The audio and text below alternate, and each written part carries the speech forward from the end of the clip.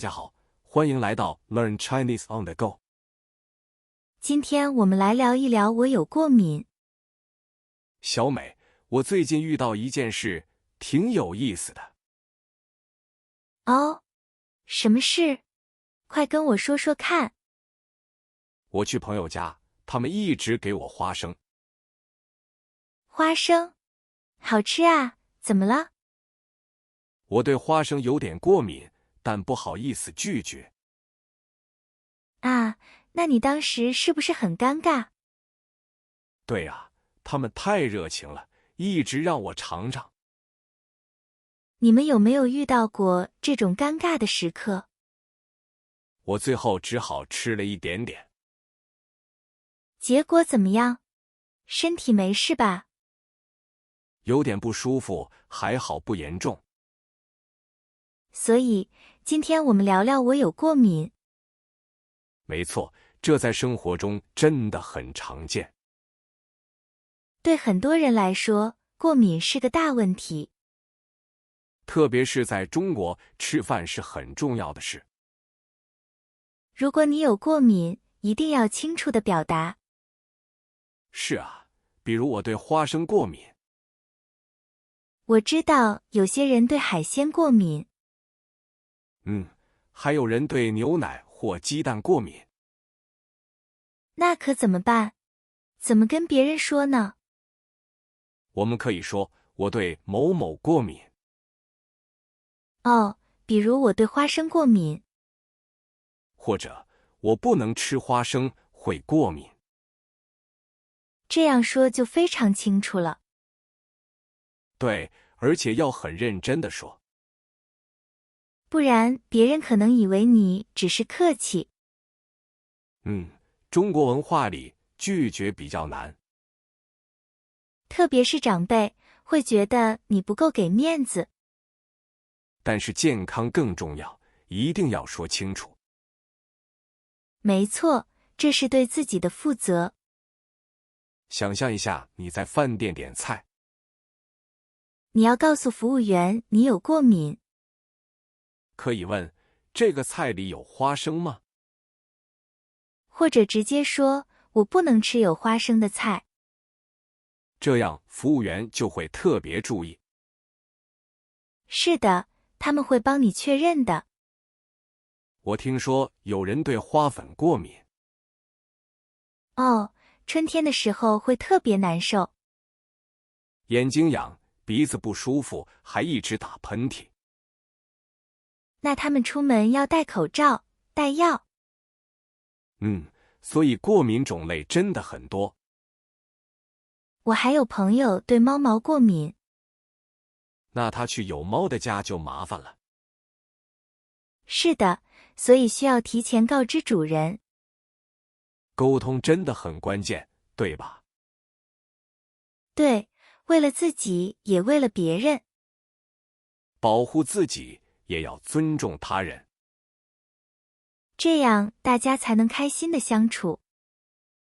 所以，你有过敏，请勇敢地说出来。下次我们会聊聊别的有趣话题。等一下，我觉得过敏这事儿还有很多可说的。真的吗？你又想到什么了？比如，我朋友对芒果过敏。哇，对水果过敏，很少见。是啊，他吃完嘴巴就会肿。那可真难受，很影响生活。有次他去别人家做客。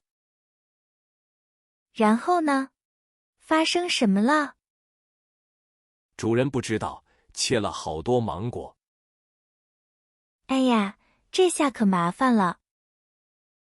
他不好意思直接拒绝。哦，中国人讲究礼貌吗？对，怕让主人不高兴。但是身体健康更重要啊。没错，他只好找借口少吃。这是个好办法，委婉一点。对，他会说谢谢，我饱了。或者这个有点凉，我胃不舒服。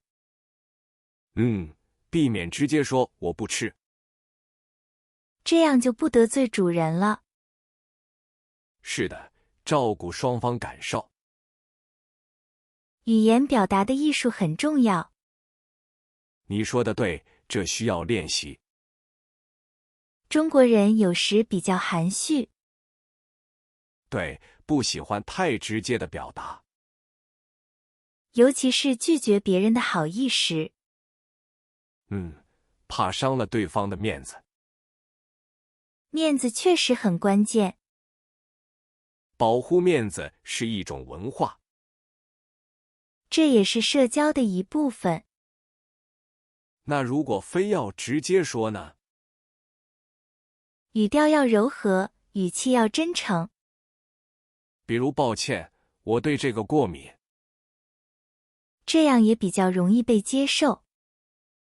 哎，你觉得哪种说法让主人更容易理解呢？我觉得先说谢谢，再解释。先礼后兵嘛，有道理。还有人对海鲜过敏，很普遍。是的，吃完全身会发红。有次我朋友在餐馆点菜，他特意强调不要放下。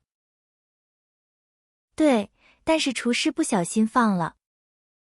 哇，那真是太危险了。是啊，他马上感觉不舒服。这种突发过敏怎么办？一定要及时寻求帮助。这可需要很专业的知识。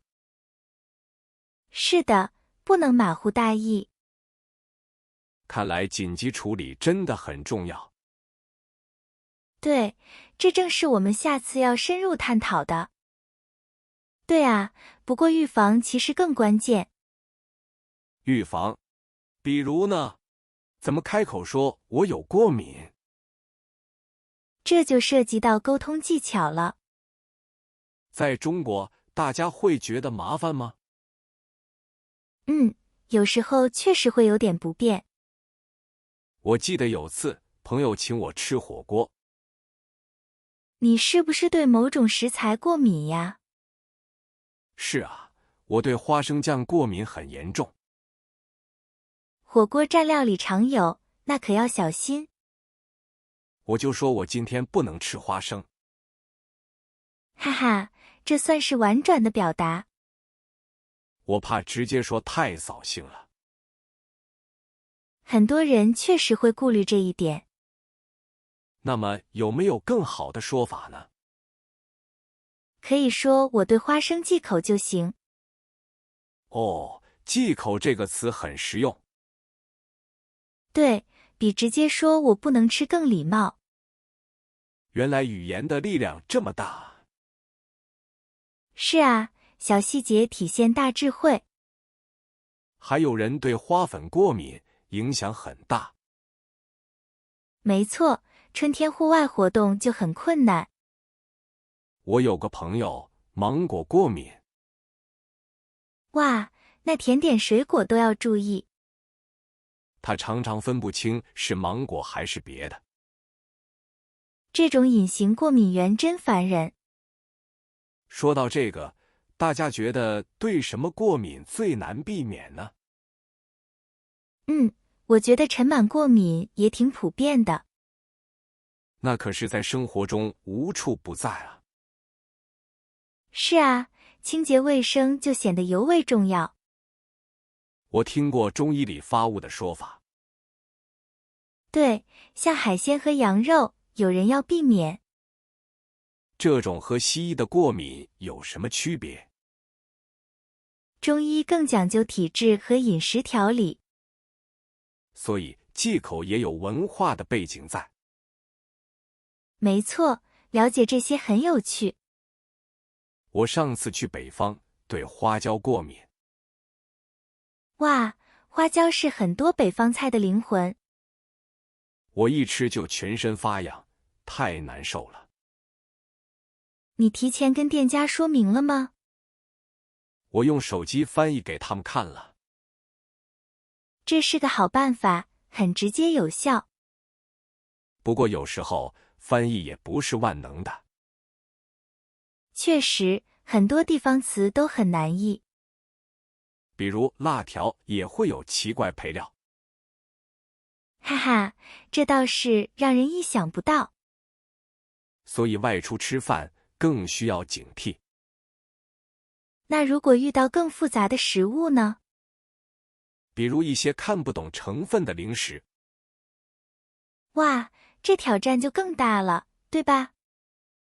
是啊，这需要更专业的建议。没错，下次我们可以深入聊聊如何应对这些。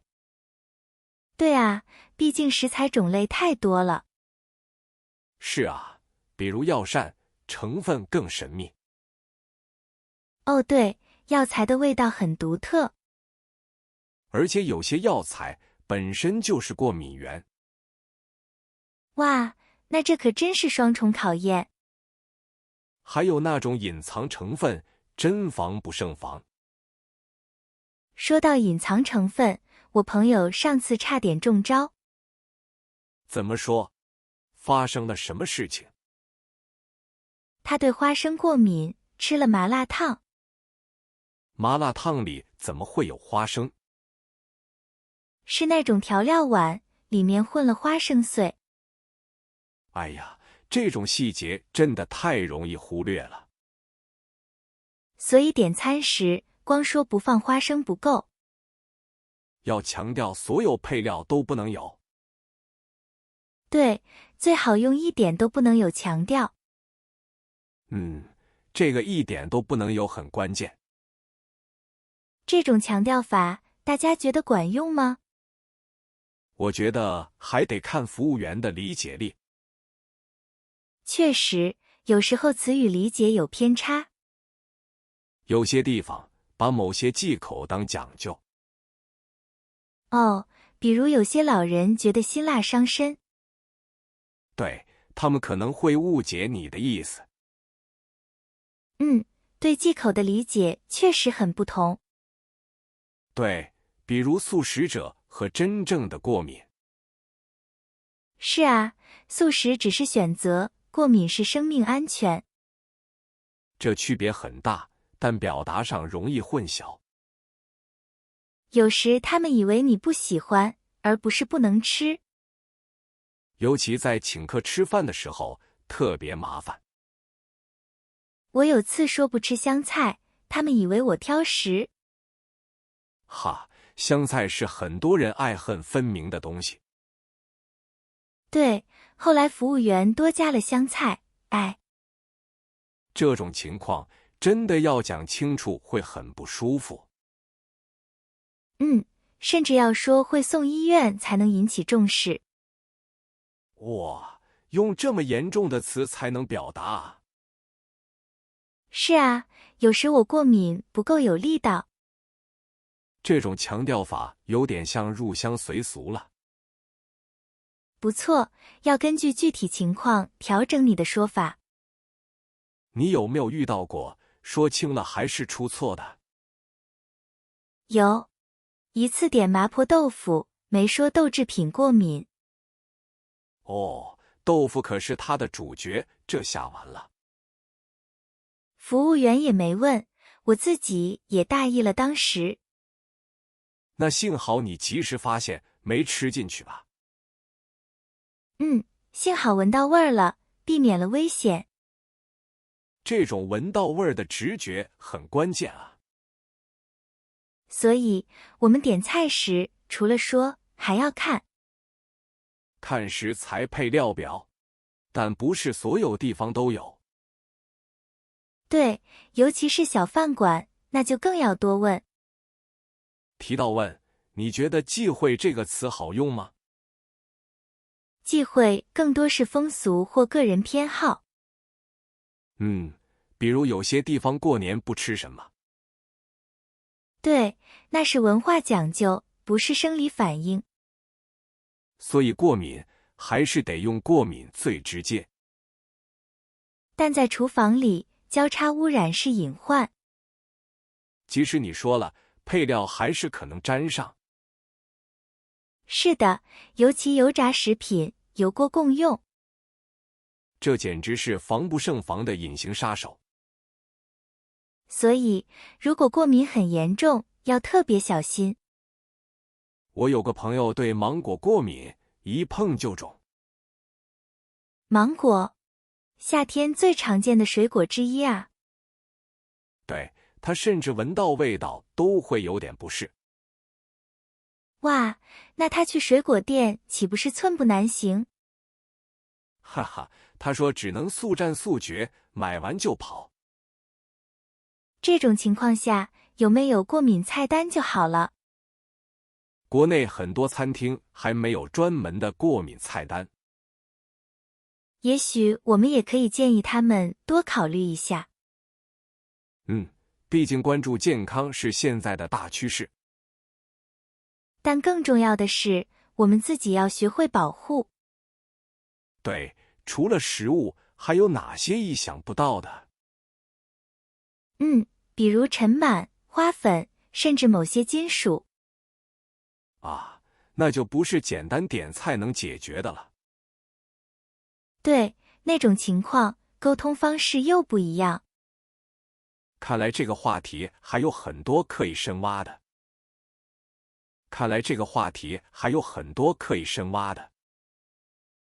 是啊，不只是食物，生活里更多。对，比如尘螨和花粉过敏就很常见。那就得注意环境和日常清洁了。还有人对某些金属也会过敏呢。比如戴首饰，皮肤会发痒红肿。这在中文里怎么清晰表达呢？可以说我对金属过敏，或者我不能戴这个材质的。对，越具体越好，方便别人理解。尤其是拜访朋友家的时候。如果家里有宠物，最好提前说。我家猫毛比较多，你介意吗？这样就很贴心，也避免了尴尬。看来沟通真的非常重要啊。是啊，保护自己，也尊重他人。有些过敏是轻微的，有些很严重。对，所以描述时也要讲清楚状况。我对花粉过敏，春天常打喷嚏。我知道，那你会戴口罩出门吗？有时会，尤其风大的时候更要。自我保护意识真的很重要。是啊，学会在不同场合表达。这不仅是语言，更是生活智慧。对，能让交流更顺畅和安心。看来这个话题我们下次可以再聊。今天时间过得真快啊。是啊，不知不觉聊了这么多。我感觉今天收获真的不少。